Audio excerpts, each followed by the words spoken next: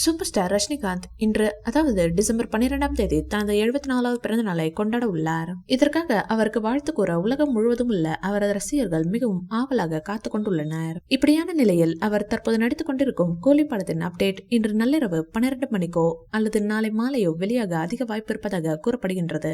இப்படியான நிலையில் super star Rajinikanth சென்னைக்கு அதாவது தமிழ்நாட்டிற்கு முதல் முறையாக வந்த நிகழ்வு குறித்த தகவல்கள் இணையத்தில் வேகமாக பரவி வருகின்றது.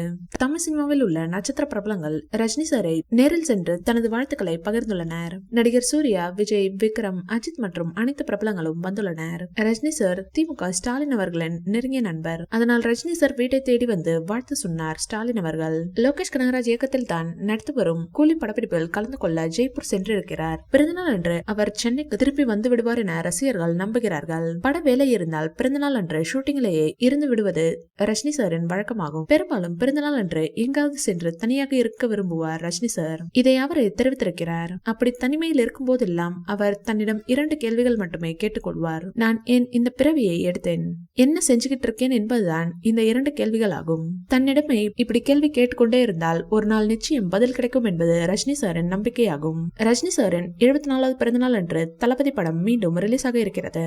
மணிரத்னம் இயக்கத்தில் ரஜினி சார், மம்முட்டி, சோபனா, அரவிந்த் சாமி உள்ளிட்டோர் நடித்த அந்த திரைப்படம் மீண்டும் வசூல் வேட்டை நடத்தும் என எதிர்பார்க்கப்படுகிறது. இந்த வீடியோ பிடிச்சிருந்தா லைக் பண்ணுங்க, ஷேர் பண்ணுங்க, எங்க சேனலை சப்ஸ்கிரைப் பண்ணுங்க.